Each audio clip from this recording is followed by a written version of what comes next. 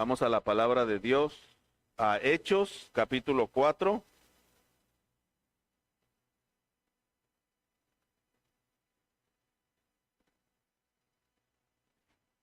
Hechos, capítulo 4, versículo 32 al 37, y terminamos con el capítulo 4.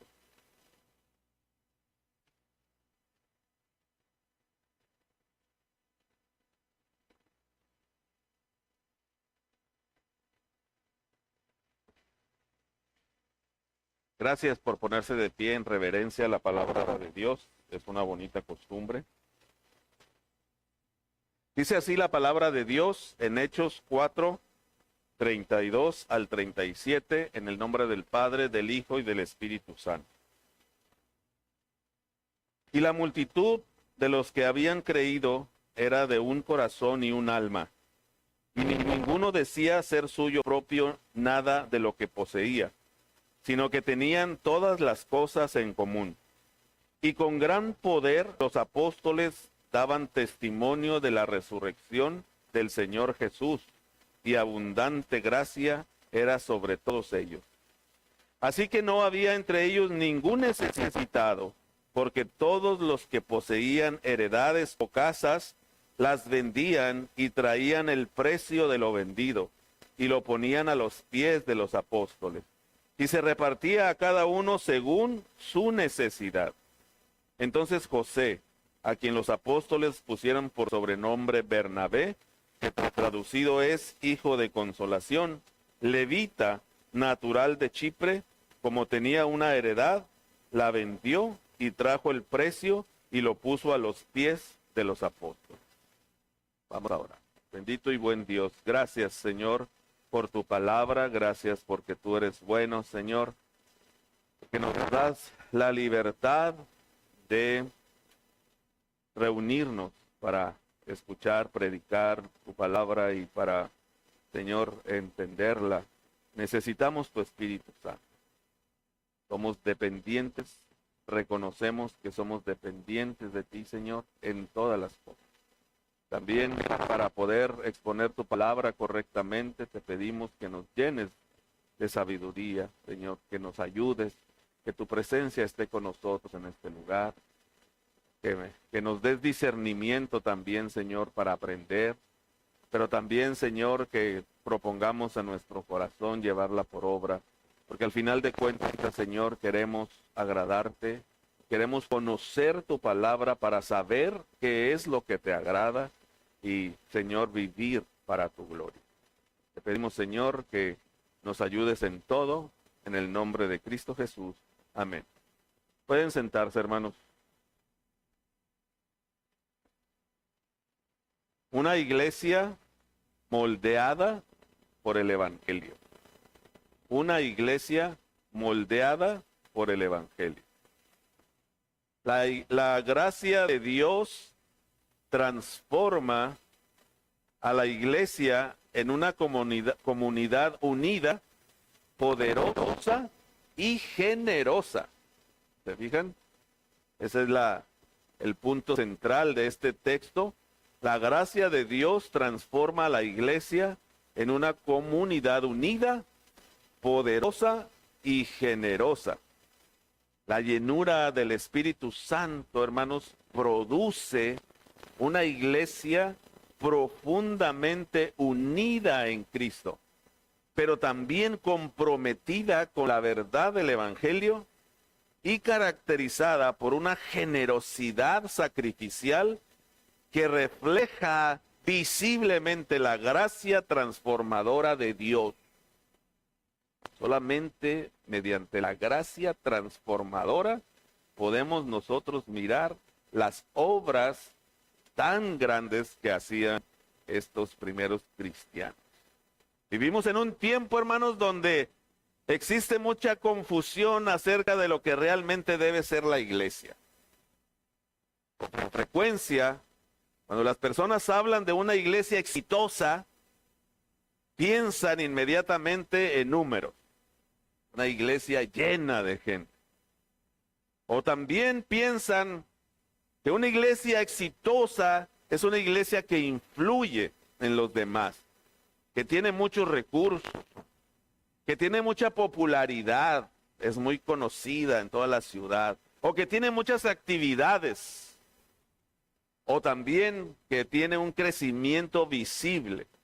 Y poco a poco, casi sin darnos cuenta, podemos comenzar a evaluar la salud espiritual de una congregación usando criterios más humanos que bíblicos. Más de lo que se ve que de lo que realmente Dios está juzgando o Dios está evaluando. Cuando abrimos el libro de los Hechos y empezamos a estudiarlo, encontramos algo muy distinto a lo que es la iglesia de hoy. La iglesia del primer siglo no tenía edificios impresionantes como este. No tenía reconocimiento político. No tenía una influencia entre las personas de poder. Tampoco tenía comodidad. Y tenemos aire acondicionado. Y si no sirve el aire acondicionado, nos vamos. Porque no podemos soportar el calor. La iglesia del primer siglo tampoco tenía aceptación cultural. De hecho, la iglesia del primer siglo era totalmente contracultural. Sin embargo, en medio de ese ambiente de presión, Lucas describe una iglesia extraordinariamente viva, extraordinariamente activa, no porque estuviera libre de dificultades, o porque no existieran dificultades, no porque todos sus problemas hubieran desaparecido, sino porque Dios estaba obrando con poder en medio de su pueblo. Este pasaje de Lucas nos permite observar el corazón de aquella comunidad cristiana primitiva. Lucas detiene momentáneamente la narrativa que venía del conflicto y de la persecución para mostrarnos cómo la gracia de Dios estaba moldeando la vida diaria de la iglesia. La vida común. Y lo que encontramos aquí, hermanos, no es simplemente un modelo de organización religiosa. Encontramos evidencias visibles de una comunidad transformada por el Evangelio. Porque cuando Cristo verdaderamente gobierna una iglesia, algo comienza a cambiar profundamente. Cambia la manera en que los creyentes se relacionan entre sí. Cambia la manera en que ven sus posesiones, lo que tienen. Cambia la manera en que entienden la gracia de Dios. Y cambian la manera en que viven para la gloria de Dios. Muchos vienen a la iglesia solamente a escuchar y se van. Otros vienen a hacer relaciones, otros vienen a diferentes propósitos. ¿Cuál es su propósito? ¿Cuál es su propósito? En este pasaje, Lucas nos muestra 3 evidencias de una iglesia verdaderamente llena de la gracia de Dios. Una iglesia llena de la gracia de Dios.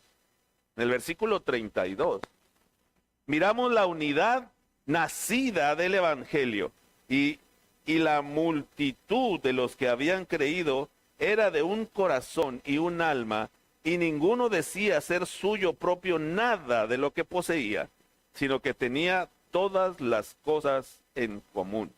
Primeramente, hermanos, miramos que la multitud no eran pocos, eran varios miles de personas que habían creído, tenían un mismo corazón y una misma alma. Lo primero que el escritor quiere aquí que observemos no es la estructura de la iglesia, no son los métodos que usaban, ni siquiera su crecimiento numérico, que era extraordinario. Miles de personas habían creído ya apenas en estos días de predicación de Pedro y Juan, de los apóstoles. Ya miles de personas. Eso podría ser un punto principal. Eso podría ser algo para resaltar, para admirar. Pero ni siquiera eso es el énfasis aquí en este texto. Lo primero que resalta es la unidad espiritual que existía entre los creyentes. Había unidad, un mismo espíritu, un mismo sentido. Y esto tiene mucho peso y mucho sentido si recordamos el contexto. La iglesia estaba atravesando momentos de tensión, momentos difíciles, momentos de persecución, de amenazas. Los apóstoles acababan de ser amenazados por el Sanedrín. La oposición religiosa estaba creciendo. Humanamente hablando, no era buen ambiente. Era el tipo de ambiente donde normalmente comienzan las divisiones, el temor, el individualismo. Una iglesia que empieza a pasar dificultades, humanamente hablando, la tendencia es divisiones, no culpabilidad, buscar, no, que tú, yo por eso te dije que no hicieras, que no decidieras y que mira, y empiezan las divisiones, los pleitos, las contiendas. Pero aquí está sucediendo exactamente lo contrario. Mientras la presión externa aumenta, la comunión interna se fortalece. Eso solamente puede explicarse por la obra de Dios. Lucas dice que la multitud de los que habían creído eran de un corazón y un alma. Esta expresión describe armonía espiritual. No significa que todos pensaban exactamente igual. En asuntos secundarios tal vez había diferencias. No significa que tenían la misma personalidad. En su carácter también eran diferentes. No significa que había un trasfondo cultural igual. Porque si bien es cierto que todos eran judíos, había judíos de la dispersión, había judíos que iban de otras partes, no precisamente eran de ahí. Y esos judíos habían adquirido otra cultura del lugar en donde estaban viviendo.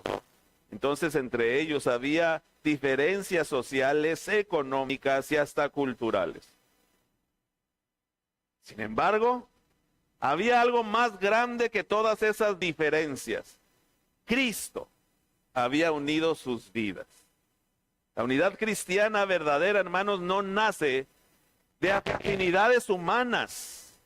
No nace de que somos iguales o tenemos los mismos intereses.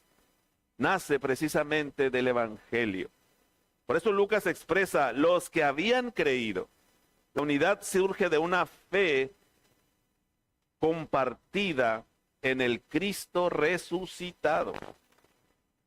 La iglesia, hermanos, no era simplemente una asociación religiosa, era un pueblo regenerado que ya pensaba diferente. Y eso es importante en el contexto. Es importante hablar de unidad, porque esa unidad no era unidad superficial, solamente de saludarse y decir, ay, qué bueno que te veo, hermano. No, había más cosas. Aquí estaba en juego más cosas, era una unidad más profunda.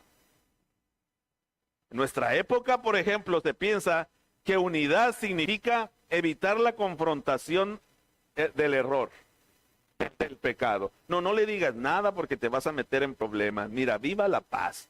Deja que cada quien haga lo que quiera. Eso es lo que se piensa ahorita. Porque se está pensando en una iglesia cómoda. Una iglesia que no confronta el pecado para no meterse en problemas. Minimizan a veces la doctrina con tal de no meterse en problemas.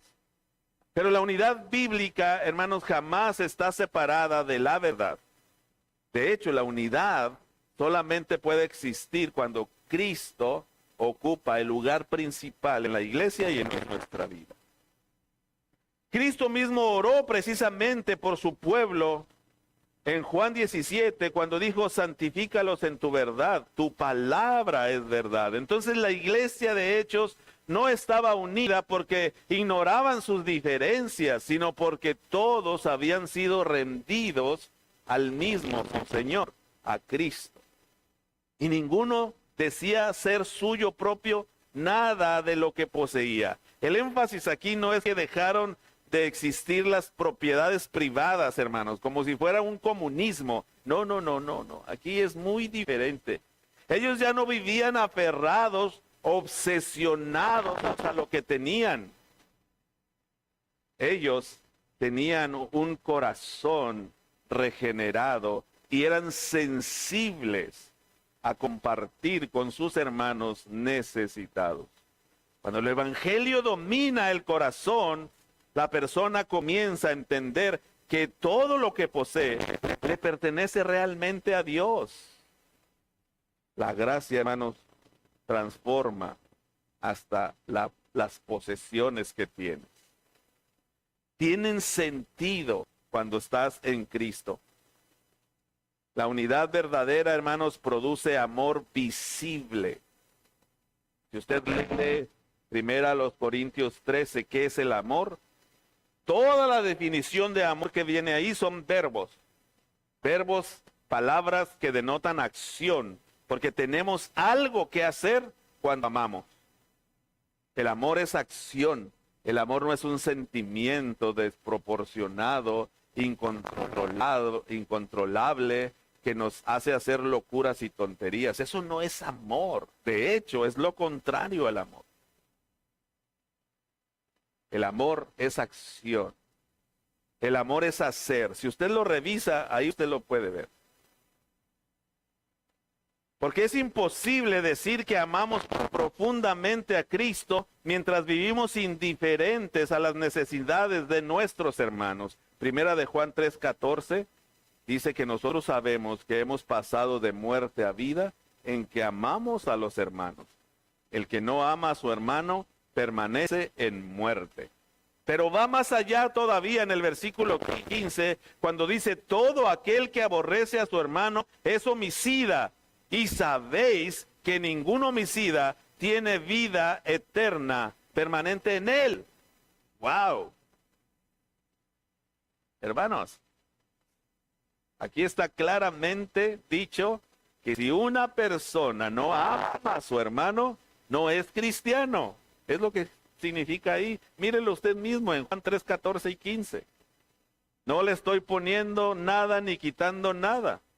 Todo aquel que aborrece a su hermano es homicida.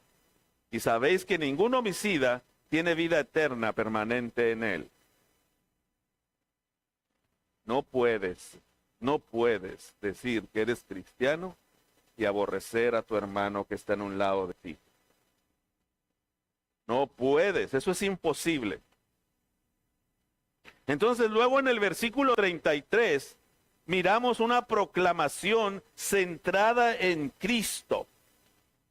Después de ver cómo se amaban los primeros cristianos del versículo 32, en el versículo 33 hay una proclamación centrada en Cristo. Y con gran poder los apóstoles daban testimonio de la resurrección del Señor Jesús, y abundante gracia era sobre todo ellos. Después de describir la unidad de la iglesia, Lucas dirige nuestra atención hacia el centro del mensaje, la razón de existir de la iglesia. Y esto es muy importante, hermanos, porque la iglesia primitiva no era solamente una comunidad amorosa, era una comunidad doctrinalmente firme, centrada en la proclamación. Hermanos, la razón de ser de la iglesia es la proclamación del evangelio, la proclamación del mensaje de salvación. Para eso existe este edificio, para eso existe el aire acondicionado tan cómodamente prendido, para eso existen estas bancas y los salones que hay en esta iglesia tan grande y hermosa. Y esta instalaciones no sirven para ese propósito de proclamar el evangelio, no sirven para nada. ¿Se fija? Si la gente que viene aquí solamente viene a sentirse bien un ratito el domingo y se regresan para sentir que están cumpliendo con Dios y no hacen para lo que fue creada la iglesia, no están cumpliendo su propósito. Fíjense en la iglesia primitiva que está describiendo aquí Lucas. La comunión de ellos no giraba alrededor de emociones religiosas ni de experiencias místicas, llenos del evangelio, y vamos a hablar aquí y allá en cosas raras. Todo estaba fundamentado sobre una verdad gloriosa. Esa verdad es: Cristo ha resucitado. Esa es la verdad que proclamaba la iglesia. Todo este texto que estamos viendo aquí tiene como centralidad el mensaje del evangelio en la parte del Jesús resucitado. Lucas dice que los apóstoles daban testimonio con gran poder. La expresión aquí habla de capacidad sobrenatural, de poder espiritual operando a través de ellos. No era simplemente habilidad oratoria, no era carisma humano, no era gracia, no era que ganó el primer lugar en oratoria y ahora tenía esa capacidad. No, hermanos, el Espíritu Santo estaba respaldando el testimonio apostólico. Y aquí vemos algo fundamental. El poder espiritual está conectado siempre con la proclamación fiel del evangelio. El poder del Espíritu Santo en la iglesia siempre, óigalo bien, siempre está conectado con la proclamación del evangelio, y aquí no es la excepción. La iglesia moderna muchas veces busca poder en emocionalismo, en experiencias espectaculares, en técnicas humanas, en manipulación psicológica, en entretenimiento religioso. Esa es la realidad. Pero aquí, en Hechos, el poder de Dios se manifiesta mientras Cristo se proclama fielmente. Cristo resucitó. Versículo 33. Con gran poder los apóstoles daban testimonio de la resurrección. ¿Por qué hacían, hermanos, estas señales? ¿Para qué servían estas señales que los apóstoles hacían? Que Jesús le dejó a los apóstoles el poder hacer estas grandes señales. ¿Para qué? Para que creyera. Las señales, hermanos, las señales, los milagros, siempre están dirigidos, la razón de ser es para que crean. No tiene sentido que una persona que ya cree vaya buscando milagros de iglesia en iglesia a ver qué milagros se manifiestan. Hermano, ya creyó. Si usted ya creyó, usted no necesita ver más milagros. Por eso es fe, porque no mira. No mira. Y los milagros que se hicieron y están registrados aquí en la palabra de Dios. El centro del mensaje apostólico era la resurrección del Señor Jesús. No eran los milagros, no era la espectacularidad, no eran las señales. Las señales se hacían para que la gente creyera. Entonces tenemos que reconocer que la resurrección era y sigue siendo el corazón de la fe cristiana. Porque si Cristo no resucitó, el pecado no fue vencido. Si Cristo no resucitó, la muerte sigue reinando. Si Cristo no resucitó, la cruz fracasó. Si Cristo no resucitó, la esperanza cristiana es inútil. Por eso la centralidad del mensaje del evangelio está en que Cristo resucitó. Pablo diría más adelante en 1 Corintios 15, y si Cristo no resucitó, vana es nuestra fe. La La iglesia primitiva entendía esto, hermanos, que todo dependía de un Cristo vivo. Y es interesante que Lucas conecta inmediatamente la predicación apostólica con otra realidad. Y abundante gracia era sobre todos ellos. Es decir, la gracia no solamente estaba presente en el mensaje, estaba visible en la comunidad. Eso es importante porque una iglesia puede hablar mucho acerca de la gracia y aún así ser fría, orgullosa, áspera, competitiva, legalista.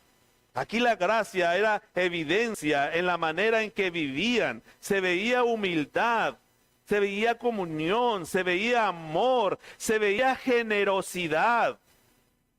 Se veía en la forma que se soportaban unos a otros.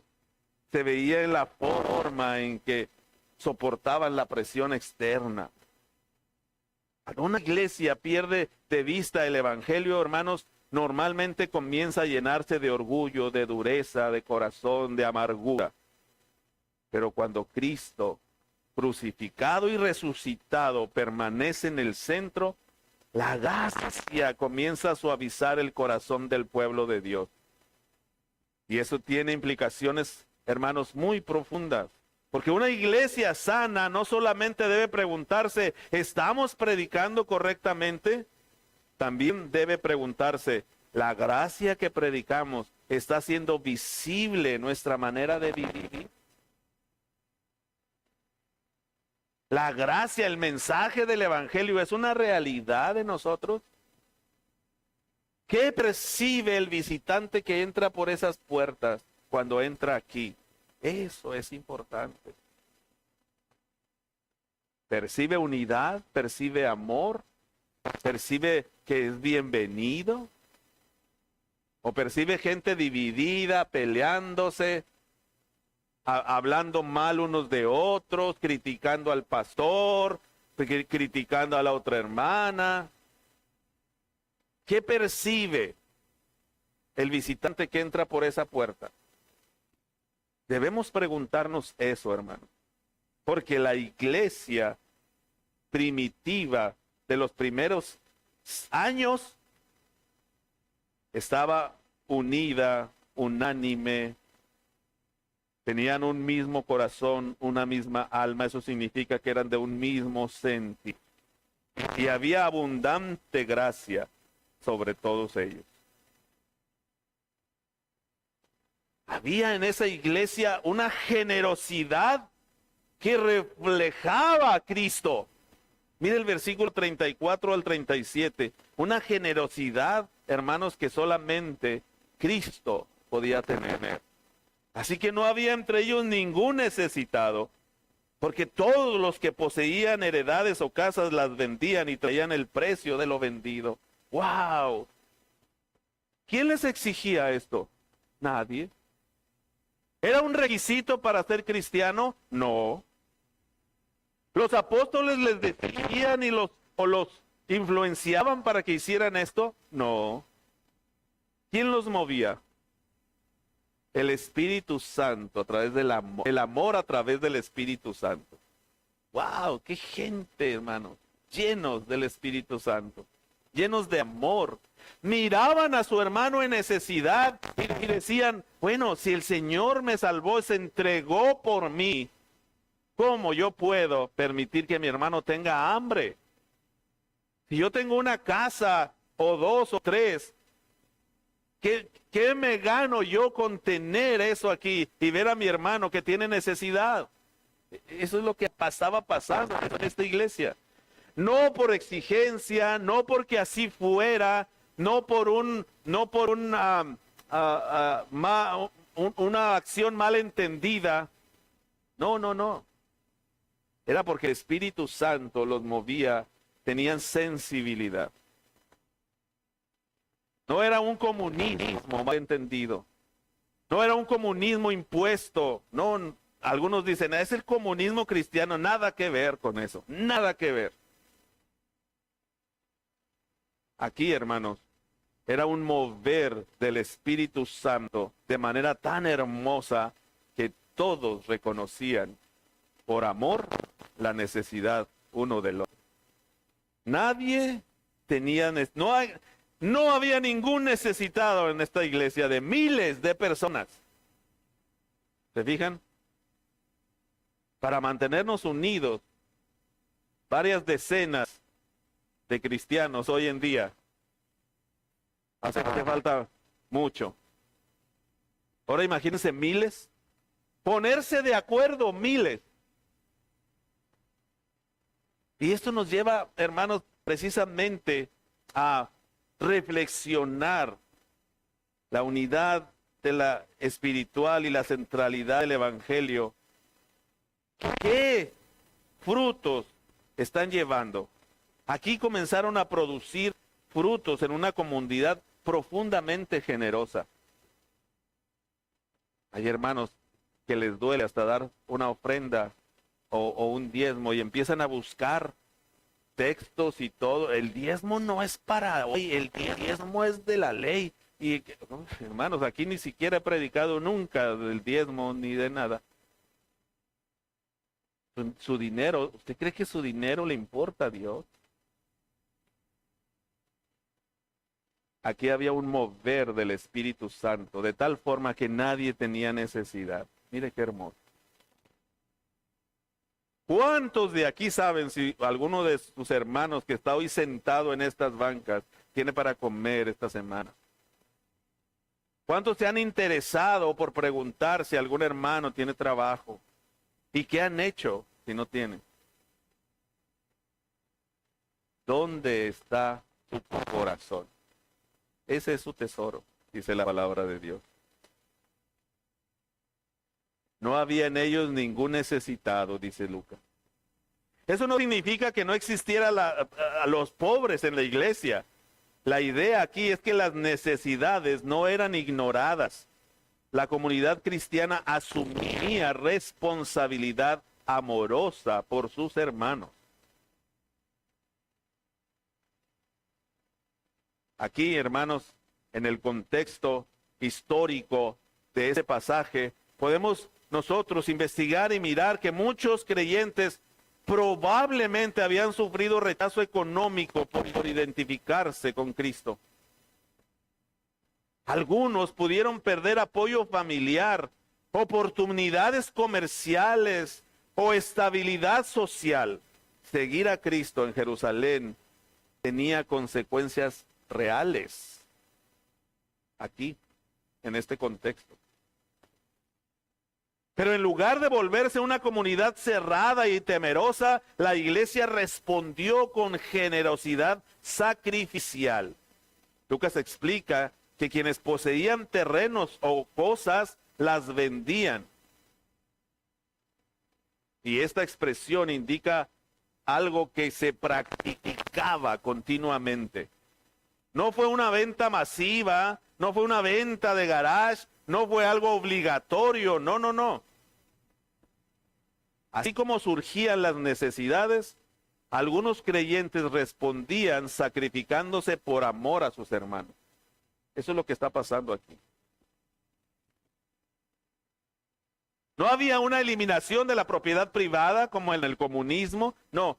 La diferencia está en la intención del corazón. Ellos entendían que sus bienes ya no existían principalmente para alimentar su ego personal, sino para servir al pueblo de Dios y glorificar a Cristo. Igualito que ahora, ¿verdad? Y Lucas aquí nos va introduciendo entonces a Bernabé como ejemplo concreto de este espíritu. Bernabé vende una heredad y entrega el dinero a los apóstoles. Más adelante veremos que Bernabé se convierte constantemente en un hombre de gracia, alentando creyentes, restaurando personas, apoyando la obra misionera, sirviendo humildemente. Su generosidad material, hermanos, era solamente evidencia externa de un corazón transformado. Vemos a Bernabé acompañando a Pablo, vemos a Bernabé trabajando activamente en la obra de Dios como un líder de la iglesia, un líder comprometido. Jesucristo dijo, donde está tu tesoro, allí está también tu corazón. Personas que su Dios es el dinero, vienen y escuchan la palabra de Dios, pero en el momento que se les quiere enseñar a ser bendecidos y prosperados, mejor se van. No, aquí ya me van a pedir dinero. Hermanos, de verdad, tenemos la experiencia en esta iglesia de que el Señor nos sostiene de manera maravillosa. Ahí está atrás la persona que nos ayuda a administrar la tesorería. A veces creemos que ya, ahora sí, pastor, ahora sí, prepárese porque quién sabe. Y el Señor nos sorprende. ¿Sabe por qué? Porque esta iglesia y la obra no depende de usted, ni depende de... Es un honor que Dios lo use a usted para sostener su obra. Es un honor. Debe mirarlo así. Hace poco enseñamos en un discipulado a un hermano a ser bendecido. Y luego regresó y dio gracias y dijo, pastor, verdaderamente estoy sorprendido de cómo el Señor es fiel. Yo quise probarlo. Y no me dio lo que yo le di, me dio mucho más. Y no es que nosotros estamos predicando un evangelio de prosperidad. No, nada de eso, hermano. Usted me conoce, usted sabe ya cómo predico yo. Pero también es necesario enseñarlos a ser bendecidos. Hay un hermano aquí que le han dicho y le dicen, no, es que ¿por qué das el diezmo? El diezmo es de la ley. El diezmo, mira, dime lo que quieras. Yo no voy a dejar de dar mi ofrenda, el 10%, porque yo sé por años cómo soy bendecido. Por años. Los cristianos aquí no daban el 10%. No daban una ofrenda, daban todo. Daban todo. Nuestras prioridades financieras muchas veces revelan más acerca de nuestra condición espiritual que nuestras propias palabras. Por eso este pasaje confronta profundamente a la iglesia moderna.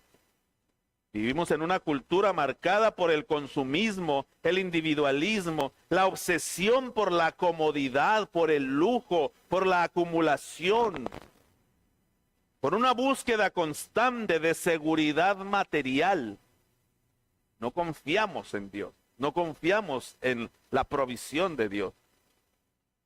Basta anunciar que se acerca una tormenta fuerte para ir a Walmart y no encontrar nada de papel higiénico. No encontrar nada de agua. Yo no sé si piensan que una tormenta fuerte les va a dar diarrea o no sé. Lo primero que se acaba es el rollo de papel.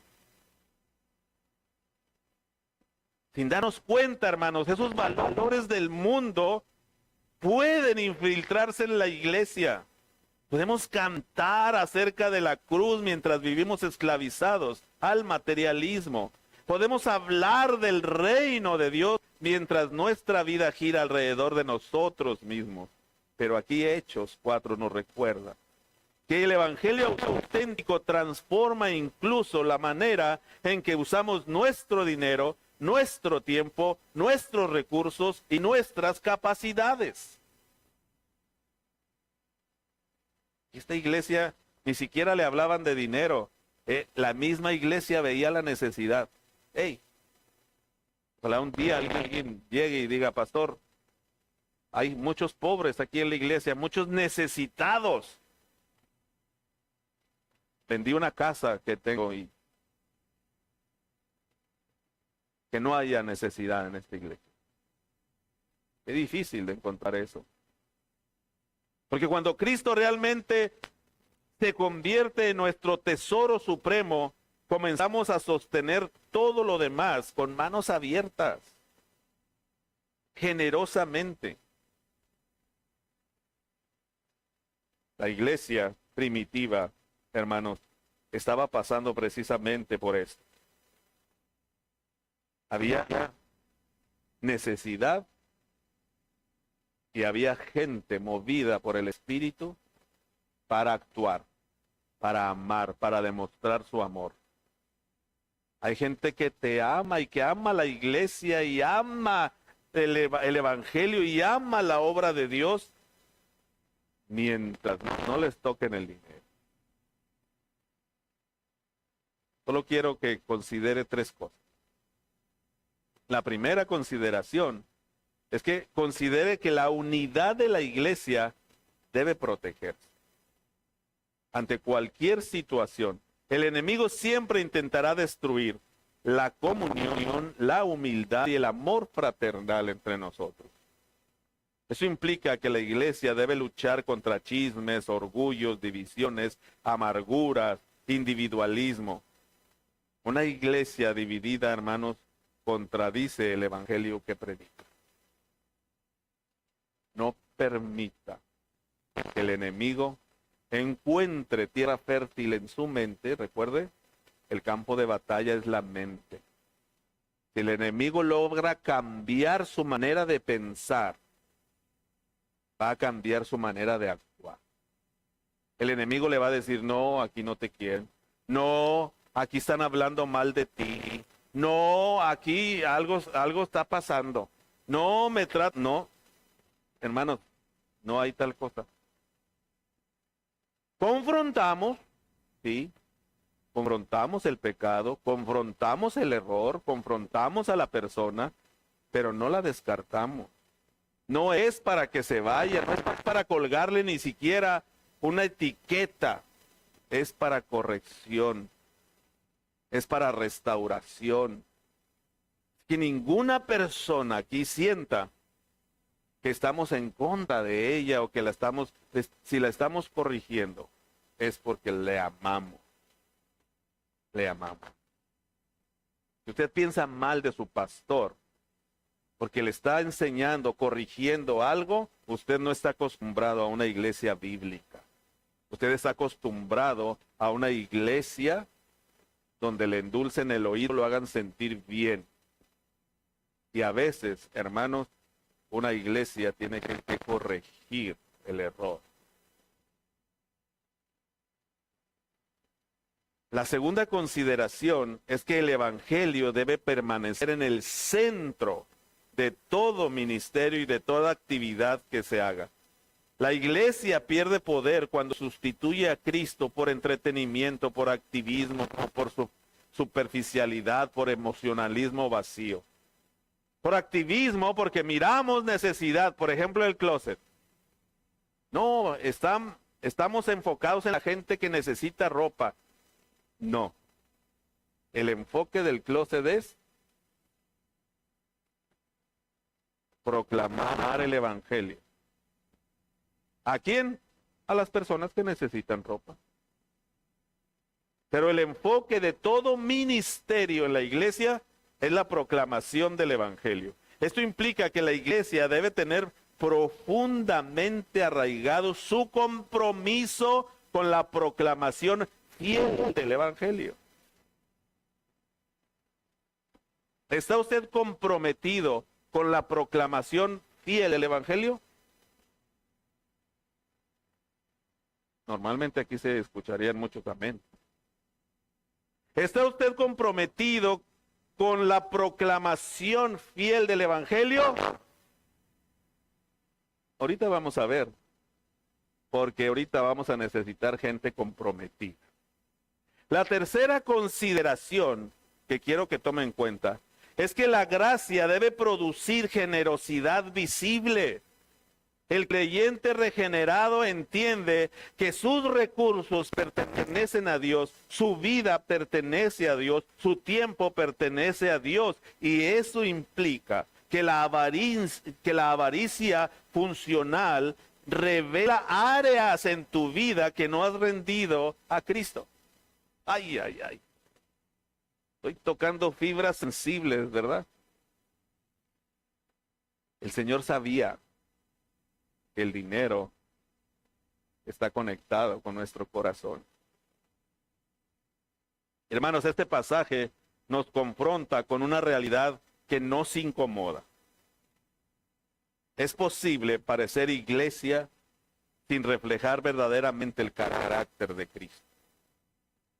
Porque una congregación puede llenar auditorios, tener buena música, manejar una buena cantidad de recursos, multiplicar actividades, manejar una apariencia de éxito y aún así estar profundamente enferma espiritualmente, dividida. La iglesia de Hechos, hermanos, no impresionaba al mundo por su poder político, su influencia cultural, sus recursos materiales. Lo que la hacía diferente era que Cristo realmente gobernaba el corazón de su pueblo. Esto se miraba en la unidad, en el amor, en la generosidad, en todo eso. El problema aquí, hermanos, es que el corazón humano siempre intenta regresar al egoísmo. Mi dinero, mi casa, mi carro. Aún dentro de la iglesia podemos cantar acerca de la gracia mientras vivimos consumidos por el orgullo, aferrados hasta el dinero, dominados por la comodidad, o somos indiferentes unos con otros. La verdadera iglesia, hermanos, es una iglesia donde se refleja el carácter de Cristo. No quiero terminar sin antes hacer un llamado pastoral. Tú has creído, estás aquí para aprender la palabra de Dios. Quiero que te examines honestamente en tu corazón delante de Dios. ¿Está Cristo gobernando verdaderamente tu vida? ¿O solamente ocupando un espacio en ella? Aquí Hechos 4 nos muestran creyentes transformados por la gracia, unidos, humildes, generosos, comprometidos con el Evangelio. Pero es posible asistir a una iglesia, aún así, vivir dominados por el egoísmo. Hermanos, no somos perfectos los que venimos a la iglesia, pero sí buscamos reflejar el amor de Cristo a nuestros hermanos. Refleje ese amor a los demás. Y si usted no conoce ese amor, si usted no ha tenido esa experiencia personal con Cristo, lo invito a que venga y lo busque, a ser seguidor de Cristo y a poder conocer ese amor que practican todos los cristianos. Amén. Vamos a orar.